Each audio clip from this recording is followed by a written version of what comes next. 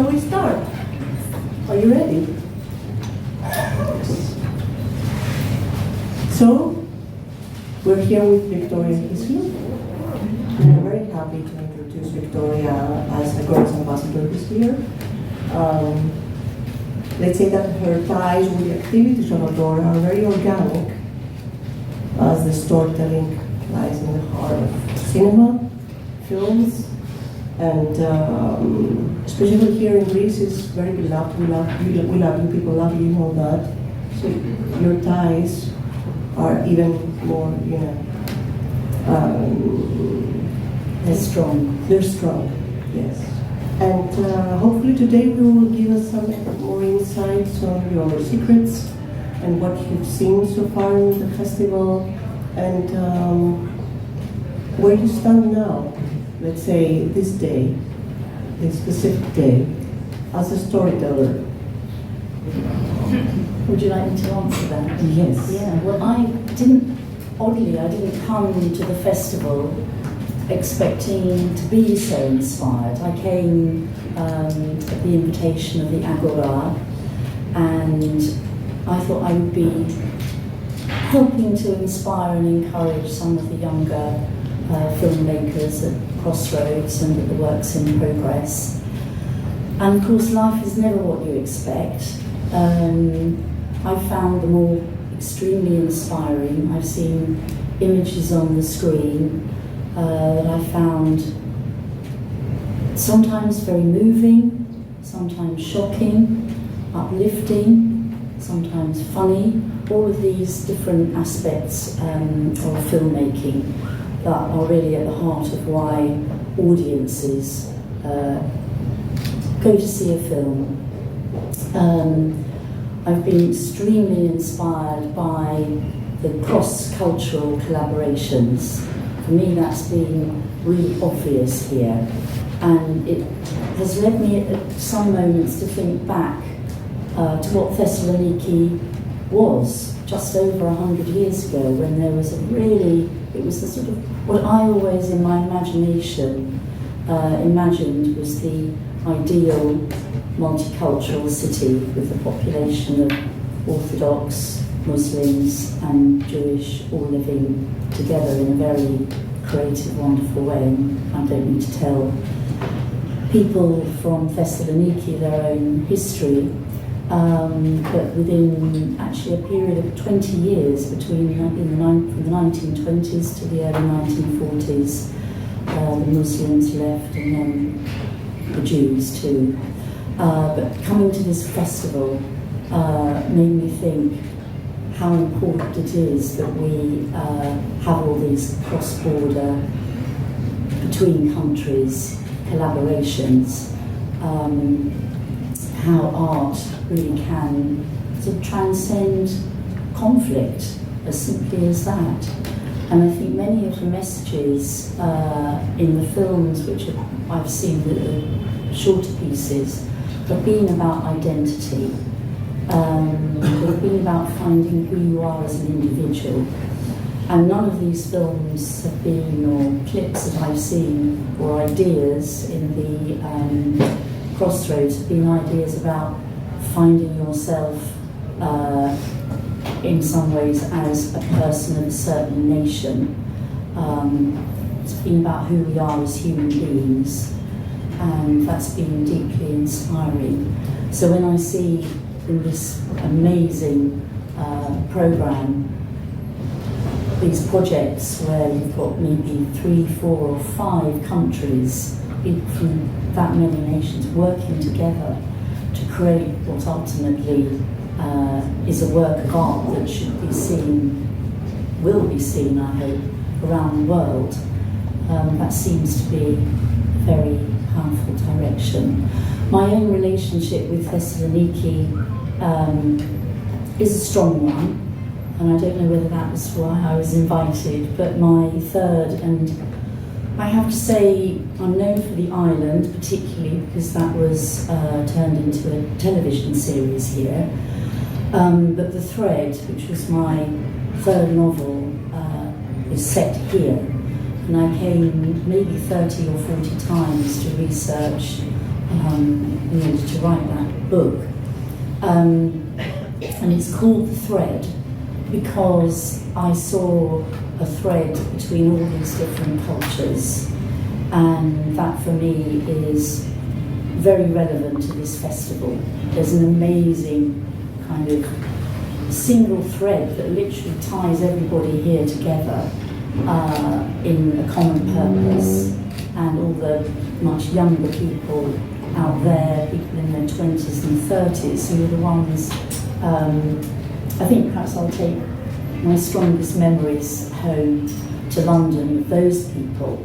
They are profoundly optimistic, which is incredibly important, I think. I mean, particularly today. I mean, I doubt this, at least let's not talk about politics too closely, but you know, there is a mood, a bit of a gloom today when we all woke up, and we were all shocked, I think, by this extraordinary result that's happened in America. And it could plunge the young people into a bit of a dip. But they're optimistic and they're incredibly strong, and I hugely admire them. I think older people are getting a little bit sort of jaded by world politics and feeling pulled down. But these young producers and directors who are all out there this week more than ever need our encouragement to create and to keep feeling actually that they can influence with their ideas. So as ambassador for the Agora, I felt more unhappily very connected with the young people who are here, and the sense that they are the tomorrow, and they often don't have the baggage that the older people have, and they've got a lot in a way to teach us, because they're very liberal-minded. Certainly all of them that I've met here, they are, yeah, let's say open-minded and liberal-minded, and full of self-belief, which has been a great aspect of the Agora for me. I would like to link two things that you said. The young people on one side, and on the other, the identity. And how important is identity today? And from your baggage, from your experience, what would you share with them? What do you have to tell young people? What should they keep, perhaps, from their identity as they're trying to do something that is multicultural? Well, I think I'm very close to Greece. I have Greek nationality and I spend a great deal of time here. So I'm kind of quite immersed into the Greek identity.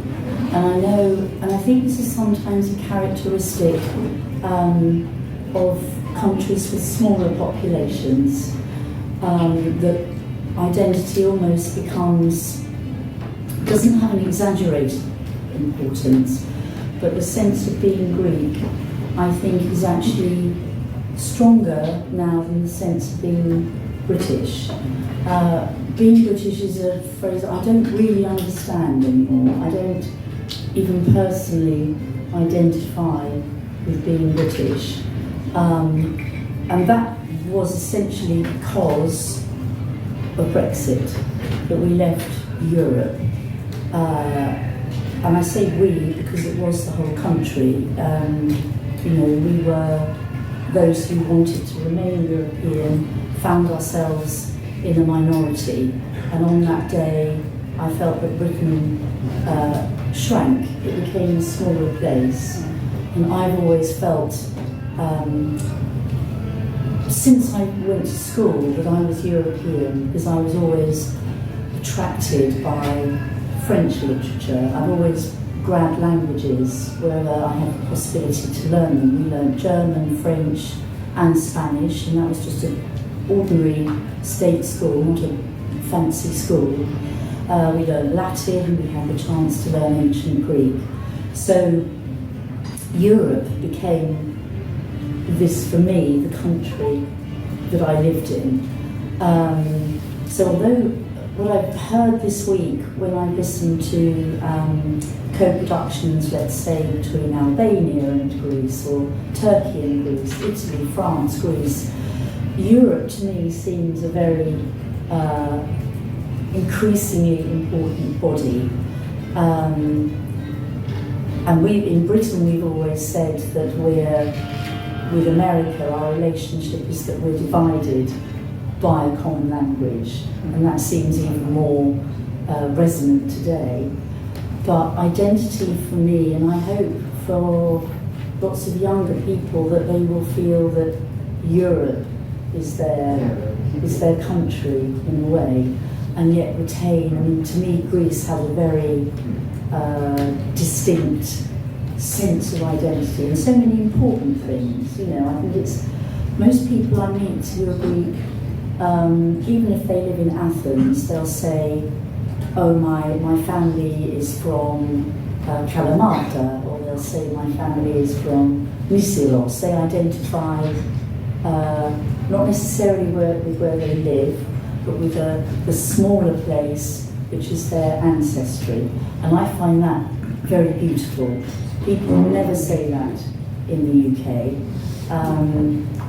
They just say, "I live in London," but they don't have this very strong sense of a connection with a place from their past. So I don't think, in terms of identity, would not want to see Greeks lose their strong sense of nationhood, but a nation with borders that gradually melt and allow other influences to come in.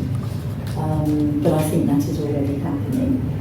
And another characteristic and wonderful thing for me about the Agora, in terms of this cross collaboration, even the bigger, big budget films that I've seen, all of them have been with British co-production, and we've got Greek producers now who are bringing UK and American filmmakers to Greece. So lots of outsiders are coming to this amazing country and thinking, wow, what an amazing place that is to be.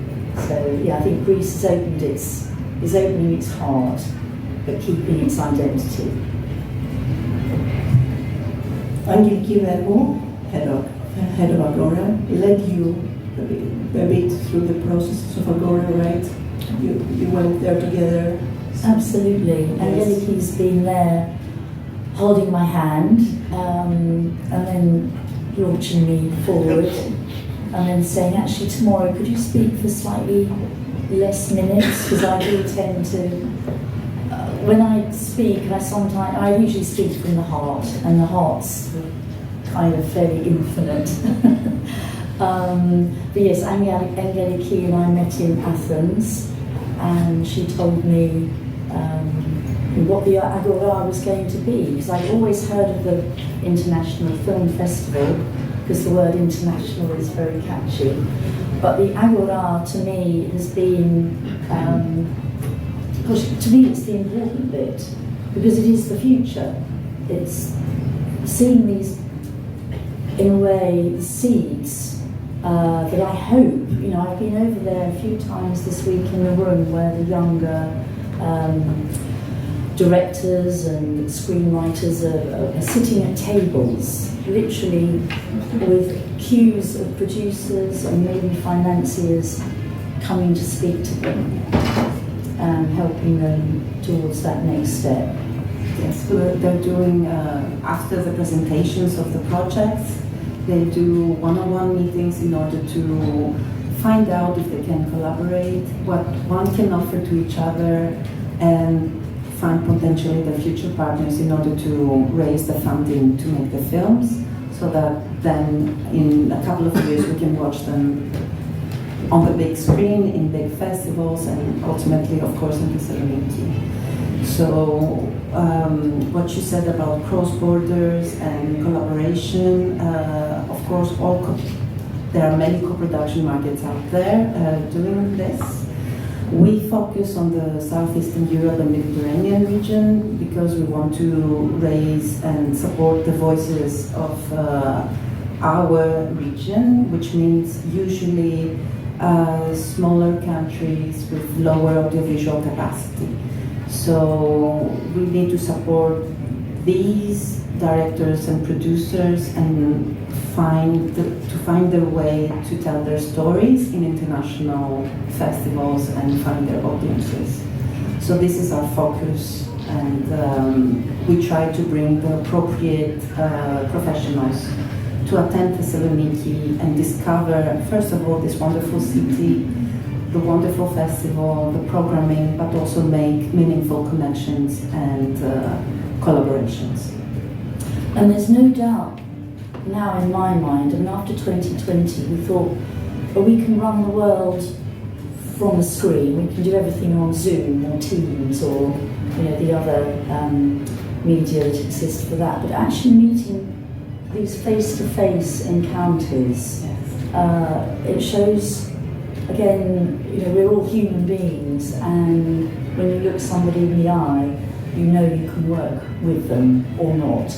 If you see them on a screen, you might sort of 50-50 think that could work, but the human encounters to create films, they need to be real relationships, proper, not always friendships, but at least people that the chemistry between a group has to work. And we had this panel discussion yesterday about the human factor in collaborations and how important it is, because many times we talk about how to find funding, how to find locations, how to work together, but the human factor in the relationship is very important, because if the co-producers do not get along and they are not honest, or there needs to be transparency between them and between the director and the key talent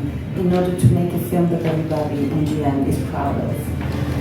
And about the physical aspect, many times we joke with the Agora team that first of all, for us it's a puzzle when we receive all these submissions, applications, or we read the scripts, we watch the clips of the films, and for us it's a puzzle to select from and have a representation from the whole region that we represent, but we also try to have different genres, we also try to have different financing in place so that people can be helped accordingly. And then the other thing is that we are basically matchmakers. So we say, okay, this project with this person, and then we wait to see if the magic will happen, if the chemistry would work. It's like a giant Tinder exercise, really. Speed dating, which apparently has gone out of fashion, where people used to just sit opposite each other at a table, and you knew immediately whether you were going to marry that person or not, and off they went if you weren't going to marry them. And you said a very key word here: marriage. Short-term marriage for a co-production, but you need to be with your co-producers for at least 5 years until the development, production, financing, production, festival run, distribution. It's at least 5 years. So you need to find the correct collaborators, because we've seen it before. It happens. Things don't work out, and then everybody is a hostage of somebody else. And sorry for using this word. Yeah, it's very difficult. It's very difficult, but good advertisement for Tinder. Thank you. But I think we have a follow-up question, Yanni. Yes, hi. Very Yanni. I'm sorry if it was my fault. I'm sorry. I think No, I don't think so. I think it.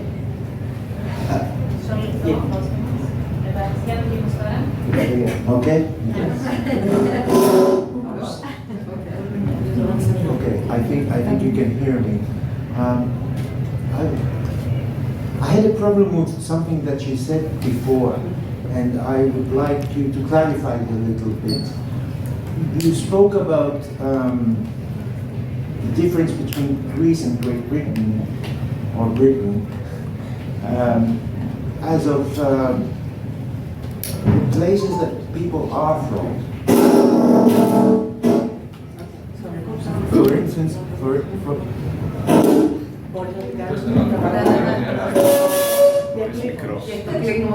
I'll be loud. Yeah, be loud, be loud.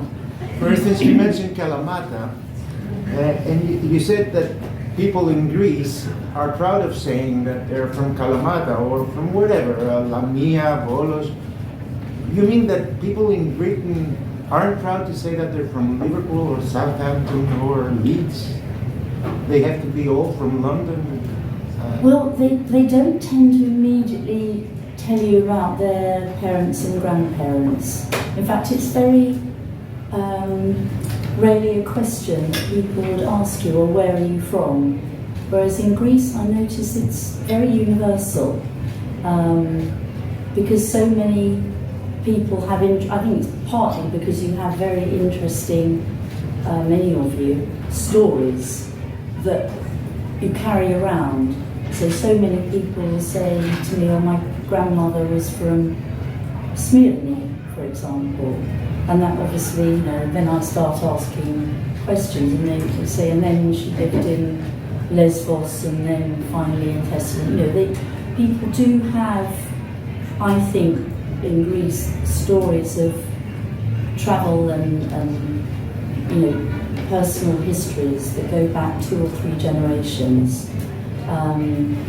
that almost makes them, gosh, I just feel they feel more Greek than a lot of people who say, well, I'm British, I was born in. You know, it's very characteristic of the UK and of here. Do we have other questions? Yes? Microphone, please. It's another one. It's another one. So hi from me. Over a decade ago, you hosted a TEDx space here in Thessaloniki, and you specifically said that you feel terrified as a writer only when you get critics. If I was to ask you today, what terrifies you the most, what would your answer be? Gosh, so did you refer to TEDx? Yes. Wow, that was the first time I think I came to the Olympian Theatre. I think as I was very terrified of standing on that stage at TEDx. What frightens me today? Gosh, well, if you'd asked me that question yesterday, I think it would have been maybe a different answer. But I think it is what the Trump regime, I can't think of another word really than regime, is going to bring us. Because whatever happens in America generally moves to the UK and then affects the rest of Europe. And by that I mean not just the way people think, but I think culturally. And I think I fear for women in America today, because a man has been voted in who appears, you know, who's been convicted of sex crimes, and I fear very much for women that such a man should be in a position of power. And yeah, simply that. I mean, that's the top of my mind today, so it has to be the answer. Because I think here in Greece in the last few years there's been so much that's come out into the open about violence against women. One of the most difficult and least pleasant words in the Greek language, so I can hardly say it. And then we've had the spread of the thinking by people like Andrew Tate, you know, and we're all very ashamed of that man. And we must, you know, as women, we need to absolutely make sure that such thinking or philosophy as Trump appears to have, and women who stand by his side, doesn't spread or doesn't affect us. We need to remain strong in that regard. And I think, film is obviously one of the media that can be used to express that and not to accept it. I just went to see The Last Tango in Paris, or not the film, but Being Maria, which was a film about the making of The Last Tango in Paris, made well before you were born. And I remember when that came out, and I was 13 years old, and I'd never been to see it, because I remember my mother and her friends talking about it, and how this sort of lack of respect and violence towards women, and a film like that would never be made now, but let's hope it will never be made in the future, that such treatment of women, portrayal of women on the screen, can never happen again. But today, one feels a little bit less sure. So, yes, that's on the 6th of November 2024. That's my answer. Do we have another question? Yes, please, here.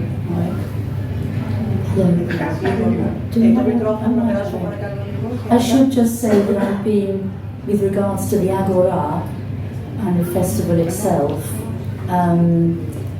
really encouraged by how many women there are in this industry.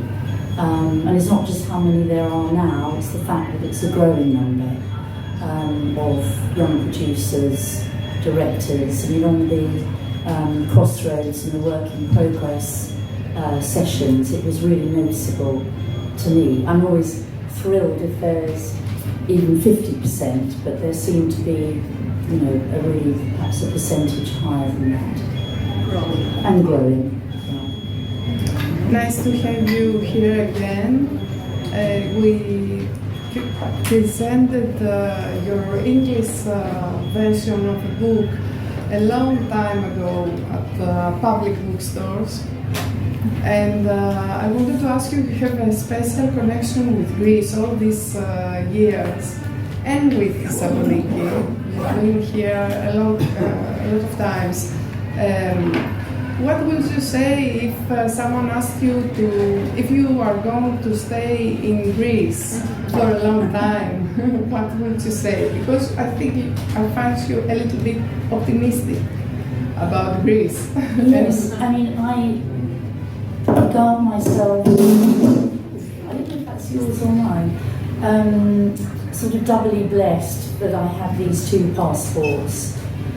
I know for sure, and this particularly was a characteristic of 2020 when I was, let's say, stuck in England, as we were all stuck wherever we were. And my greatest fear was we didn't know what would be the outcome at the middle of that year, was that I would never be able to leave UK.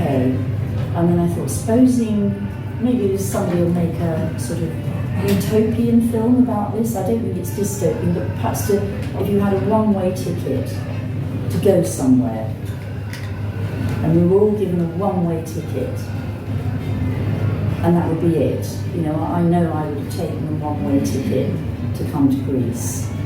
I spend a lot of time in Crete, which nowhere in Greece is a paradise, but I sometimes think that there are places in Greece which are closer to paradise than those who were born there and live there all the time really know. I mean, Thessaloniki is a kind of paradise because not just the sea, but even on a normal day when none of the film world has descended from around the world, it's full of young people because of all the students, and they give it this amazing energy. And then you combine that with the sense of the historical past, and the fusion of those things together is to me, a very special one. So Thessaloniki is very easy to love. I must say, and I hope it will remain that way. And I don't see a reason why not, particularly if once a year all these extraordinary people, twice a year, sorry, that's the documentaries, all descend and bring all these new ideas. And I'd be amazed if there hasn't been somebody who came to Thessaloniki for the International Film Festival who hasn't somehow decided that their plan is to come and live here. I bet you there'll be a spike in the rentals market. But I can assure you that, at least from the industry professionals coming for Agora, everybody is in love with Thessaloniki. Everybody is in love with the locations and, of course, the food. This way it's very easy for them to come back. So we have a very good hook to bring professionals in Thessaloniki. Question? No? Okay, I have one. You said earlier that Angeliki told you at some point, can you present for less than a minute, for example, or something like that? And I was wondering, do you all know what a pitch is? You know? Okay, perfect. So, what a pitch is like you have to, Angeliki can tell us more. Yeah. Well, the origin of the pitch is, of course, it comes from Hollywood. So it's the opportunity you have when you enter an elevator and it's a financier inside the elevator and you're all alone. So it's your only opportunity to present your project. And so within the elevator ride, you need to pitch your project, you tell very shortly your story, the theme, what it is about, to be very specific so that he can buy into it and put money on your project, basically. So the pitch is something that many people fear in our industry. But we in Agora, at least, and I know in other places too, but we do prepare all the selected projects for the pitch, and we help them out in order to express themselves as best as possible to the possible collaborators. And of course, for us, it's not a minute, it's 4 minutes, but it also has some mood videos, and so in order to show what kind of film it will be in the end. And everybody is so afraid in the beginning for the 4 minutes, but then it's very efficient and everybody gets an idea of the project, and then they can speak more on the one-on-one meetings and share more. So this is the pitch. This is so very noticeable with all the presentation. So there were 15 plus 9, that's 24 pitches that I've heard here. How fluent the trainers had encouraged those young people here. Also, nearly all of them were speaking in their second language, so that's even more impressive. But it was very clear that you had trained them to deliver, because sometimes you literally do have 2 or 3 minutes to keep someone's attention and then they're gone. So the elevator, they're scrolling again. I'm thinking, no, I'll move on. It's sort of like, it's back to the speed dating thing. You've got to be quick. The impression is fairly immediate.